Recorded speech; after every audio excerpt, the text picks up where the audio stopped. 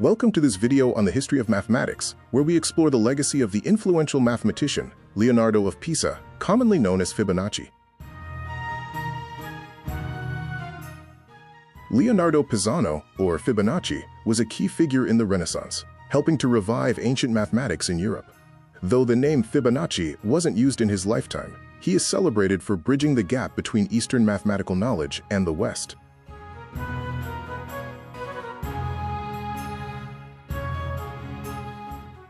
Born in Pisa, Fibonacci was raised in North Africa due to his father's diplomatic work. Extensive travel across the Mediterranean gave him deep insight into the practical superiority of the mathematical systems used by Arab scholars compared to the methods then current in Europe.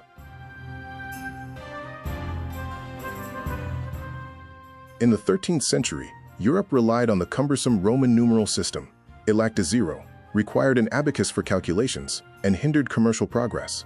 In contrast, the Hindu-Arabic system offered efficient, place-value calculation, fueling growth in science and trade.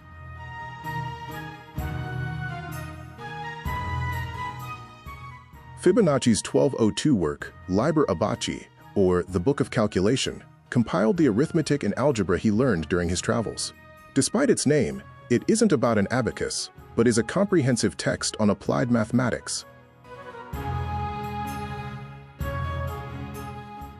Through Liber Abbaci, Fibonacci introduced the Hindu-Arabic decimal system to Europe. It advocated for these numerals in commerce, eventually replacing the Roman system. Ironically, it took time for these methods to be widely adopted by the very merchants they were meant to assist.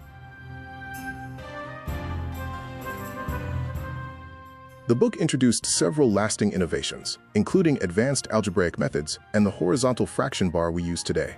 It also pragmatically integrated decimal systems with traditional unit-based calculations for specific needs. The influence of Liber Abbaci was immediate, becoming the standard text for European scholars. For over 3 centuries, mathematicians known as maestri da Bacco, or masters of calculation, taught his methods as an essential academic lineage.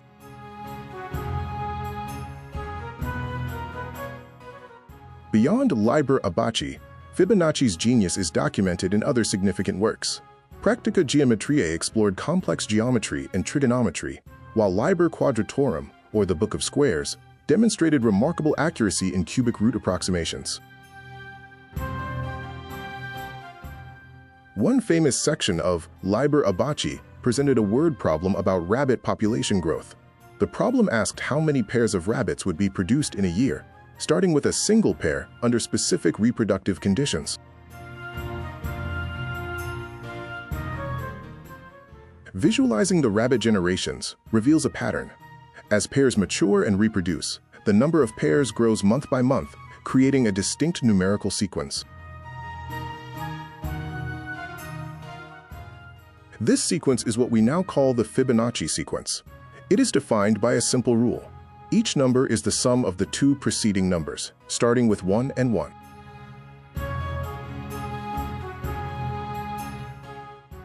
The sequence obeys a strict mathematical recurrence relation. Beyond the simple addition rule, it exhibits fascinating properties regarding summation, convergence, and unique relationships between its squared values.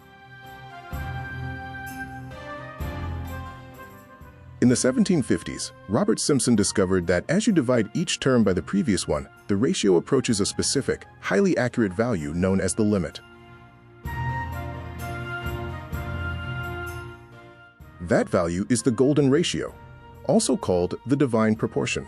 It occurs when the ratio of the sum of 2 quantities to the larger quantity is the same as the ratio of the larger to the smaller.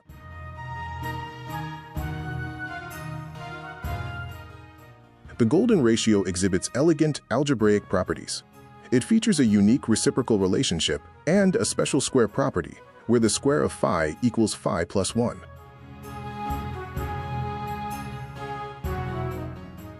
The golden rectangle, with sides in the ratio of 1 to phi, is considered aesthetically pleasing.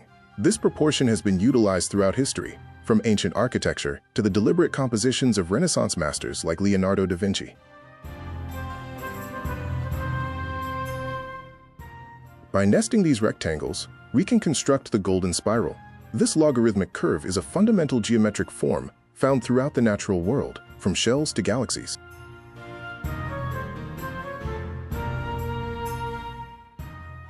It is important to maintain historical accuracy regarding this sequence.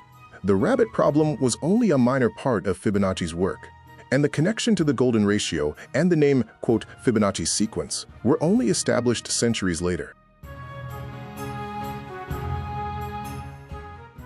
Thank you for joining this exploration into the history of mathematics and the enduring legacy of Leonardo of Pisa.